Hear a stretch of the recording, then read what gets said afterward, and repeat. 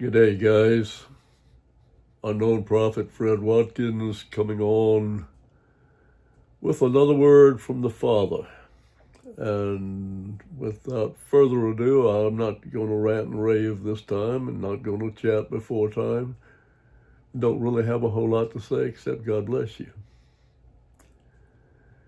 This word was given me on the 29th of November 29th, 2025. And I'm bringing it to you on the 6th of December, 2025. And I titled it, Look for God's Hand. I was sitting and waiting for a word or a vision from Father when I saw a tree come into view. It was a giant sequoia redwood. As I looked at it, I saw a man standing at the base of the tree, looking way up at the top. He stood and stared as though he were thinking of what it would be like to be in the top of that tree, and he'd be able to see all of God's country for miles around. To be able to see his handiwork and the beauty of his design. The vision changed, and he was where he had been trying to envision himself. He was in the top of the tree, holding on to the branches and looking around. As he swept the horizon for a full 360 degrees, a full circle around the top of his tree, he realized he couldn't see anything but the other treetops. The vision changed and he was back on the ground. He was standing there at the base of the giant tree, looking around at all the other giant trees in the forest that had blocked his anticipated view, not allowing him the pleasure of seeing the handiwork of his God that he had desired. He knelt down as though in despair with his head hanging. And suddenly he straightened up in that kneeling position and seemed to be staring at something on the ground. My vision gave me a close-up of what he was looking at. It was a double column of ants, one column going in one direction and one going in the other. As he looked down the column, he saw where they were entering and exiting an anthill, and all of those entering were carrying fragments of leaves in their mouths, green leaves. They were leaf-cutter ants. He watched them in amazement and got up and followed the trail they were taking away from the anthill until he came to the undergrowth, the bushes where they were cutting the leaves. He stood there and watched for a time, and then he walked back to where he had started. He stood there shaking his head and looking first at the treetops and then at the two columns of ants. The vision ended. Father said, "Son, so many times my people want to see my handiwork and the beauty of my creation and the works that I am doing, and I love that. I love it that they get enjoyment from the work of my hands. However, many times they will find that when they get to the place where they think they will find me and my creation, they are disappointed, for it doesn't turn out as they have thought it would. They see much, and it is the creation of my hand, but just not what they had hoped to find. The one who went to the top of the tree to look around did see my handiwork, but it was not what he expected to see or what he wanted to see. In his mind, he had created this panoramic of beauty that he knew I had created, and he was so focused on that he couldn't see all that was around him. He achieved the top of the tree, and he saw the beauty of my hand, but it was not what he had imagined he would see.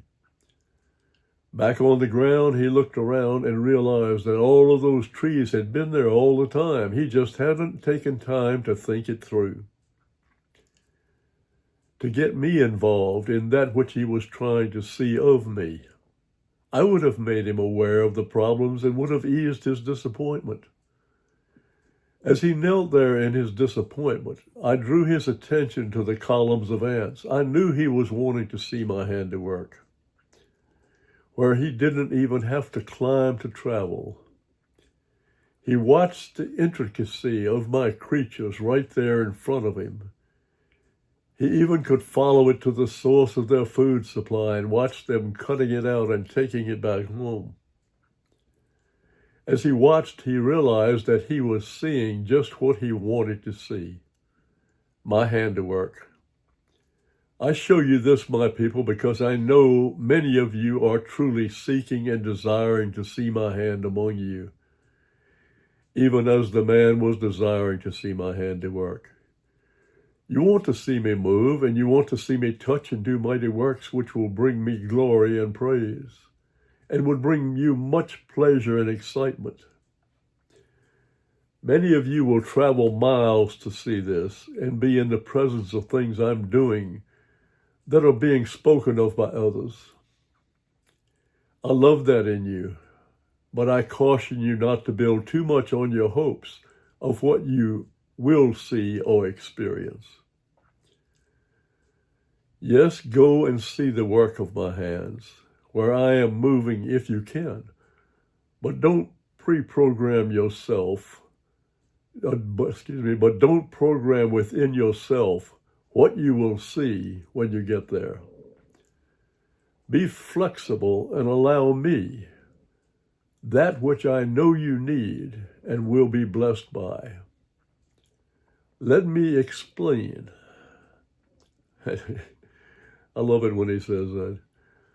Suppose you hear of a meeting where I am moving in my power through one or more of my servants, and you decide to go so you can draw closer to me and receive my touch. You may pre-program just what you hope will happen, and hope I might touch you in that meeting. Suppose that doesn't happen, and all you did was meet several people and talk with them about what they were expecting in their walk with me as well. You were in my presence, but you didn't receive what you had hoped or thought you would. Disappointment?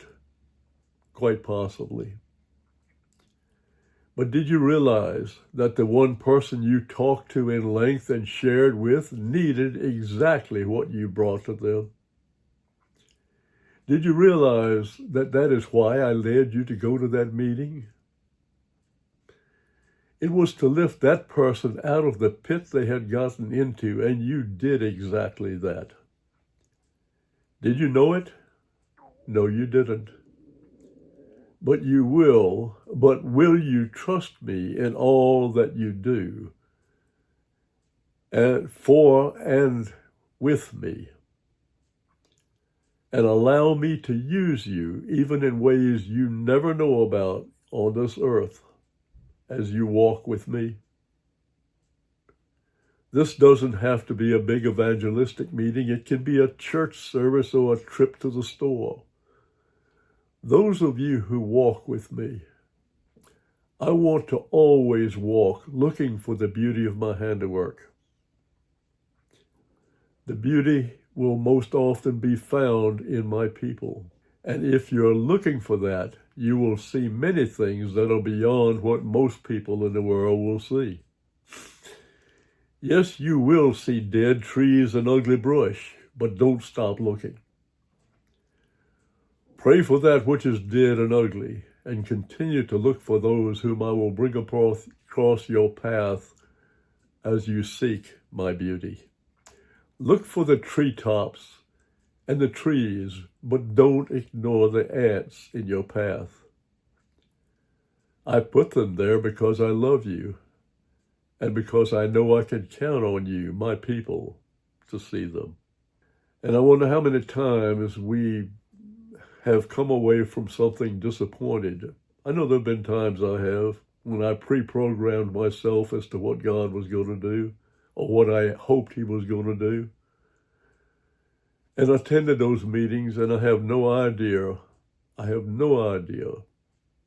what I might have accomplished for him during those meetings, even when I didn't receive what I thought I might. I pass that on to you in hopes that it will settle in your spirit and will comfort you and draw you even more to realize how much and how often Father God will use each one of us if we will relax, if we will walk with Him and allow Him to use us the way He wants to. Yeah, we can still hope, and we can still look, and we can still wish, and we can still pray. But know that He's going to use you the way He wants to in the midst of it. God bless you guys.